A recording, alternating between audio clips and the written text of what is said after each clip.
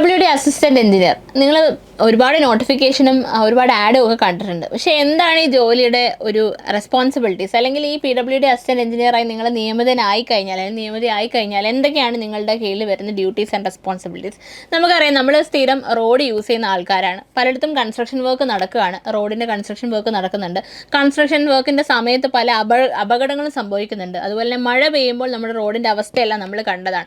അപ്പോൾ ഇത്തരത്തിലുള്ള നമ്മുടെ ഇൻഫ്രാസ്ട്രക്ചർ ഫെസിലിറ്റി ഇങ്ങനെ തന്നെ തുടർന്നാൽ നമുക്കിനി നമ്മുടെ നമ്പർ ഓഫ് വെഹിക്കിൾസ് ഓരോ ദിവസവും ഇൻക്രീസ് ചെയ്യുകയാണ്. അപ്പോൾ ട്രാൻസ്പോർട്ടേഷൻ ഫെസിലിറ്റീസ് കൂടുന്നതിനനുസരിച്ച് റോഡിൻ്റെ ഫെസിലിറ്റീസ് അതനുസരിച്ച് ഇൻക്രീസ് ചെയ്യുന്നില്ല എന്നൊരു പ്രശ്നം നമ്മുടെ നാട്ടിലുണ്ട്.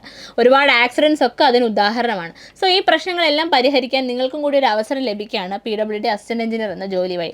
അതായത് നിങ്ങൾ നമ്മുടെ രാജ്യത്തിൻ്റെ ഇൻഫ്രാസ്ട്രക്ചർ ഡെവലപ്മെൻറ്റ് ഒരു ഭാഗമാവുകയാണ്. റോഡാവട്ടെ അല്ലെങ്കിൽ ബ്രിഡ്ജസ് ആവട്ടെ, ഇതിൻ്റെയൊക്കെ കൺസ്ട്രക്ഷനിൽ നിങ്ങൾ വലിയൊരു പങ്ക് വഹിക്കുകയാണ് ചെയ്യുന്നത്. പിന്നെ ഓൾറെഡി ഉള്ള റോഡുകളുടെ കാര്യം എടുത്തു കഴിഞ്ഞാലും പലതും ഇപ്പോഴും നമുക്ക് പുറത്ത് പറയാൻ പറ്റാത്ത അവസ്ഥയിലാണ് ഇരിക്കുന്നത്. അപ്പോൾ ഈ റോഡുകളുടെ എല്ലാം മെയിൻ്റനൻസ് പ്രോപ്പറായിട്ട് നടക്കുന്നുണ്ടോ, അല്ലെങ്കിൽ ഈ മെയിൻ്റനൻസ് എങ്ങനെ നമുക്ക് നടത്തി കഴിഞ്ഞാൽ നമുക്ക് എല്ലാ റോഡുകൾക്കും ഏതൊരു സ്ട്രക്ചറിനാണെങ്കിലും ഒരു ഡിസൈൻ ലൈഫ് ഉണ്ട്. ഈ ഡിസൈൻ ലൈഫ് കഴിയുമ്പോഴത്തേക്ക് അത് ഡിറ്റോറേറ്റ് ചെയ്യാൻ തുടങ്ങും. ആ സമയത്ത് നമ്മൾ റിപ്പയർ ആൻഡ് മെയിൻ്റനൻസ് എന്ന് പറയുന്നത് വളരെ ഇമ്പോർട്ടൻ്റ് ആയിട്ടുള്ള കാര്യമാണ്. പ്രത്യേകിച്ച് നമ്മൾ ഇത്രയും പോപ്പുലേഷൻ ഉപയോഗിക്കുന്ന ഒരു ഇൻഫ്രാസ്ട്രക്ചർ ഫെസിലിറ്റി ആകുമ്പോഴത്തേക്ക് അത് അത്രത്തോളം മെയിൻ്റനൻസ് റിപ്പയറും ചെയ്താൽ മാത്രമേ അത് പ്രോപ്പർ വർക്കിംഗ് കണ്ടീഷനിലാവുള്ളൂ. സോ ഈ ഓരോ വർക്കുകളുടെയും റിപ്പയർ, മെയിൻ്റനൻസ്, അതുപോലെ തന്നെ ഇപ്പോൾ പുതിയ കൺസ്ട്രക്ഷൻ വർക്ക് ആണെങ്കിൽ അതിൻ്റെ അലൈൻമെൻറ്റ് ഫിക്സ് ചെയ്യുന്നത് തൊട്ട് നമ്മൾ പല കാര്യങ്ങളും സർവേസ് ഒക്കെ പഠിച്ചാണ്. നമ്മുടെ ട്രാൻസ്പോർട്ടേഷൻ എഞ്ചിനീയറിംഗിൽ ഒരു അലൈൻമെൻറ്റ് ഫിക്സ് ചെയ്യുന്ന പല സ്റ്റെപ്പുകളായിട്ട് പഠിച്ചിട്ടുണ്ട്. ഇതെല്ലാം ഫീൽഡിൽ പ്രാവർത്തികമാക്കുക എന്നുള്ളതാണ് ഒരു PWD അസിസ്റ്റന്റ് എഞ്ചിനീയറിൻ്റെ ജോലി എന്ന് പറയുന്നത്. നമ്മൾ നേരിട്ട് സൈറ്റിൽ പോയി പലപ്പോഴും ഈ കൺസ്ട്രക്ഷൻ വർക്ക് മോണിറ്റർ ചെയ്യും.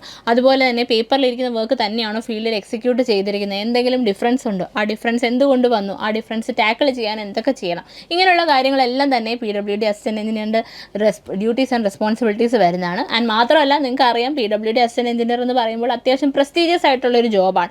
അതായത് നിങ്ങൾ അസിസ്റ്റന്റ് എഞ്ചിനീയർ എന്ന തസ്തികയിലേക്ക് ഡയറക്റ്റ്ലി കയറുമ്പോഴത്തേക്ക് നിങ്ങൾക്ക് കിട്ടുന്ന ആ ഒരു പവർ എന്ന് പറയുന്നത് ബാക്കി ഒരു ജോബിനെ അപേക്ഷിക്കുമ്പോഴും ഇപ്പം നിങ്ങൾ വേറെ ഏത് പ്രൈവറ്റ് ഫീൽഡിൽ നിന്നാലും ഈ ഒരു പവർ നിങ്ങൾക്ക് കിട്ടത്തില്ല. നിങ്ങളൊരു സർക്കാർ ഉദ്യോഗസ്ഥനായി കയറി ആ ഒരു പവറോട് കൂടി വർക്ക് ചെയ്യുകയാണ്. പിന്നെ മാത്രമല്ല, ഇപ്പോൾ ബ്രിഡ്ജസ് ഒക്കെ എടുക്കുകയാണെങ്കിൽ പാലങ്ങളുടെ നിങ്ങൾക്ക് ഫ്ലൈ ഓവറുകൾ ഒക്കെ നിങ്ങൾ കാണുന്നുണ്ടായിരിക്കും. ഇതിൻ്റെയൊക്കെ കൺസ്ട്രക്ഷൻ്റെയും കാര്യങ്ങളും എല്ലാം എന്ത് തന്നെയാണ്, നമ്മുടെ PWD അസിസ്റ്റന്റ് എഞ്ചിനീയർ തന്നെയാണ് നേതൃത്വം വഹിക്കുന്നതല്ല, ഒരു പാർട്ട് ആവുകയാണ്. അതിൻ്റെ മുകളിൽ ലീഡിങ് അതോറിറ്റീസ് ഉണ്ട്. പേപ്പർ സാങ്ഷൻ ചെയ്യാനും വർക്ക് കൂടുതലായിട്ടും എന്താ പറയുക, അതോറിറ്റി ഉള്ള റെസ്പോൺസിബിലിറ്റീസ് ഉള്ള ഉദ്യോഗസ്ഥരുണ്ടെങ്കിൽ കൂടി ഫീൽഡിൽ ഡയറക്റ്റ്ലി പോയി നിന്ന് ഓവർസിയറുകാരുടെ ഒരു കോപ്പറേഷനോട് കൂടി വർക്ക്സൊക്കെ എക്സിക്യൂട്ട് ചെയ്യുക എന്നുള്ളതാണ് PWD അസിസ്റ്റന്റ് എഞ്ചിനീയറിൻ്റെ മെയിൻ ജോലി എന്ന് പറയുന്നത്. അപ്പോൾ നിങ്ങൾ ബിടെക് കഴിഞ്ഞൊരു ഉദ്യോഗാർത്ഥിയാണെങ്കിൽ നിങ്ങൾക്ക് ഏറ്റവും പ്രസ്റ്റീജിയസ് ആയിട്ട് കയറാൻ പറ്റിയ ഒരു ജോബ് തന്നെയാണ് assistant engineer. Especially PWD department എന്ന് പറഞ്ഞാൽ പലരും കൊതിക്കുന്ന ഒരു ജോബും കൂടിയാണ്.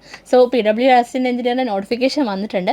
എക്സാമിന് അപ്ലൈ ചെയ്യാനുള്ള ലാസ്റ്റ് ഡേറ്റ് എന്ന് പറഞ്ഞാൽ September 3 സോ വൈകാതെ അപ്ലൈ ചെയ്താൽ മാത്രം പോരാ, പഠിച്ചു തുടങ്ങാം. ഇത് പഠിച്ചാലുള്ള വേറെ ബെനിഫിറ്റ് എന്താണെന്ന് വെച്ചാൽ നമുക്ക് അസിസ്റ്റന്റ് എഞ്ചിനീയർ ഇറിഗേഷൻ ഉടൻ തന്നെ വരും. അപ്പോൾ ഇറിഗേഷൻ അസിസ്റ്റന്റ് എഞ്ചിനീയറും നമുക്ക് ഈ ഒരു PWD എയും LSTDAയുടെയും ലിസ്റ്റുകൾ വരുന്നത് കൊണ്ട് തന്നെ ഒരുപാട് പേർക്കും കോമൺ ആയിട്ട് വരുന്നത് കൊണ്ട് തന്നെ ഇറിഗേഷൻ ഡിപ്പാർട്ട്മെൻറ്റിൽ കുറച്ചും കൂടി ആൾക്കാർക്ക് ജോലി കിട്ടാനും സാധ്യത ഇവിടെ കാണുന്നുണ്ട്. മാത്രമല്ല, വാട്ടർ അതോറിറ്റി അസിസ്റ്റന്റ് എഞ്ചിനീയർ വരുന്നുണ്ട്. ഒരുപാട് അവസരങ്ങൾ വരുന്നുണ്ട്. സോ ഈ അവസരങ്ങൾക്കെല്ലാം ഒരുമിച്ച് തുടങ്ങാം എൻട്രിയോടൊപ്പം. നമ്മുടെ എൻട്രിയിലെ PWD AE ഓറിയൻറ്റഡ് ആയിട്ടുള്ള സ്പെഷ്യൽ ബാച്ച് സ്റ്റാർട്ട് ചെയ്തിട്ടുണ്ട്. ബാച്ചിൻ്റെ കൂടുതൽ ഡീറ്റെയിൽസ് അറിയാൻ കോൾ ഓർ വാട്സാപ്പ്.